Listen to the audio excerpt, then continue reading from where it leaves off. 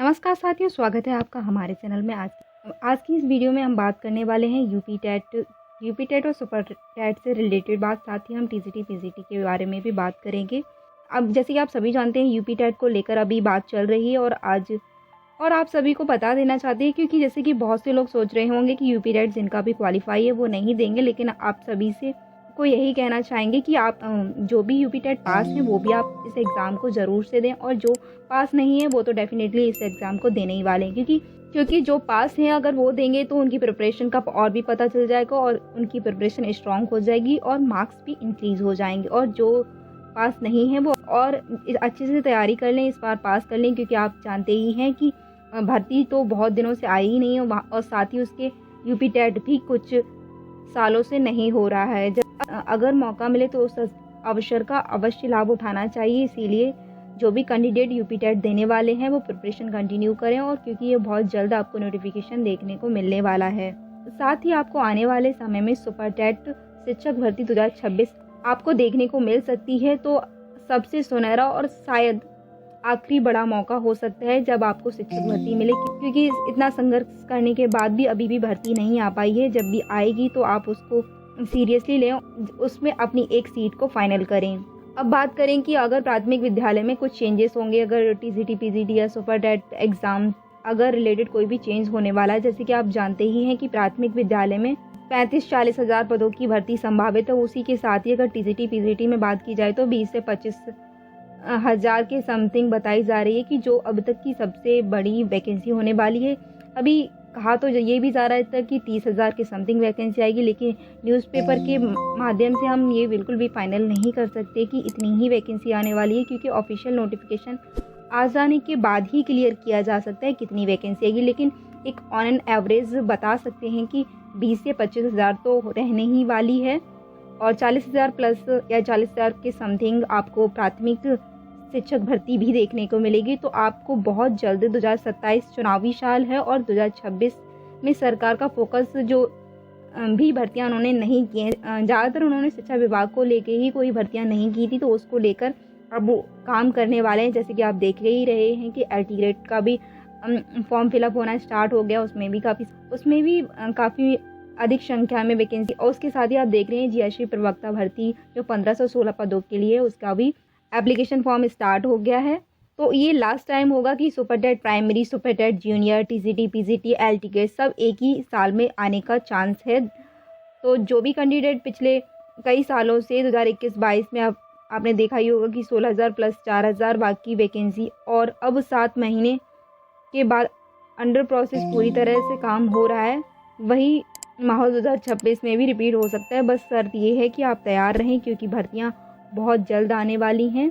जनवरी 2026 में UP TET परीक्षा हो जाएगी, जिसमें क्लास 1 to 5 और क्लास 6 to 8 दोनों लेवल के लिए परीक्षा कराई जाने वाली है। तो उसी हिसाब से अगर रिजल्ट देखा जाए तो अगर जनवरी में एग्ज़ाम करा लिया जाए तो फरवरी टू मार्च के समथिंग आपको रिजल्ट भी अनाउंस कर दिया जाएगा। उसी के साथ आपको 1 महीने का समय ही दिया जाए, क्योंकि आपने देखा ही होगा कि 2018 में 1 महीने का ही समय शिक्षक भर्ती के लिए दिया गया था। तो वैसे ही इस बार भी करने वाले हैं कि फरवरी मार्च में आपको रिजल्ट के साथ साथ ही आपको सुपर टेट का नोटिफिकेशन भी मिल जाएगा, जिससे कि आप फॉर्म फिल करेंगे और तुरंत आपका बिना समय दिए ही आपको सुपर टेट भी करा लिया जाएगा। तो 2026 का पहला छमाही प्राइमरी जूनियर दोनों भर्तियों के लिए काफ़ी अच्छा रहने वाला है। और टीजीटी पीजीटी एलटी ग्रेड का तो आ ही गया है, टीजीटी पीजीटी का भी बहुत जल्द आपको देखने को मिल जाएगा।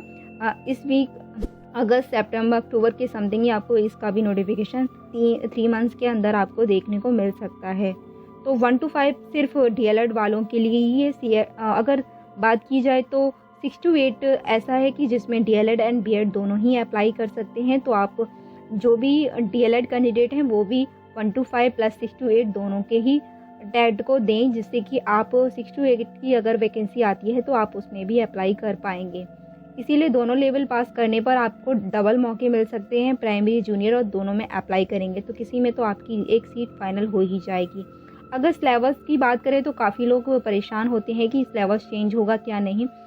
तो सिलेबस जो भी चेंज होगा तो वो ऑफिशियल नोटिफिकेशन के बाद ही आपको पता चलेगा, लेकिन जो भी सिलेबस आपका पहले से आपको उसको प्रिपेयर करें, क्योंकि उसमें क्या ही चेंज हो सकता है कि आपके 14 सब्जेक्ट्स हैं तो उसमें क्या ही चेंज करेंगे, बस कुछ टॉपिक्स को थोड़ा डीप पूछ लेंगे तो कुछ किसी को लाइट, बस इतना ही रहने वाला है। इससे ज़्यादा कुछ चेंजेस आएंगे नहीं। ये एक बेसिक सब्जेक्ट्स हैं तो डेफिनेटली ये सब्जेक्ट्स तो रहने ही वाले हैं। जैसे CDP का सब्जेक्ट है तो उसमें वो तो शामिल रहेगा ही कि जिसमें 30 प्रश्न हैं और जिसमें अधिगम और अध्यापन भी शामिल रहता है। तो लैंग्वेज पेडागोजी भी रहती है, जैसे कि लैंग्वेज पेडागोजी में हिंदी, अंग्रेजी, संस्कृत रहते, तो इसमें सभी में अब भाषा विकास सिद्धांत और अध्यापन, तो ये क्वेश्चन तो आपके फिक्स ही रहने वाले हैं। तो इसके लिए आप प्रिपरेशन की, गणित में जैसे अंकगणित, बीजगणित, ज्यामिति और प्लस पेडागोजी रहने वाली है, तो इसके लिए भी आप पहले से ही प्रिपेयर रह सकते हैं। साथ ही अगर EVS की बात की जाए तो अब इसमें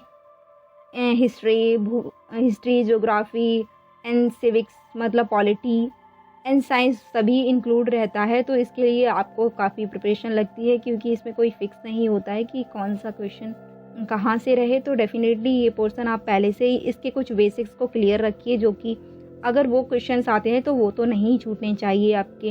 एंड साथ ही जो पुराना पैटर्न है आप उसी को अभी फॉलो कीजिए, क्योंकि वो काफ़ी अच्छा सिलेबस है। अगर आप उसको भी प्रिपेयर कर लेंगे तो आप अच्छे से अपने एग्ज़ाम को दे पाएंगे। और फिर जब फाइनल नोटिफिकेशन आएगा तो उसमें तो वैसे ही मेंशन कर दिया जाएगा कौन कौन से टॉपिक्स रहने वाले हैं, कौन से नहीं रहने वाले हैं। तो आप उसके हिसाब से अपने टॉपिक्स को ऐड कर सकते हैं और हटा भी सकते हैं।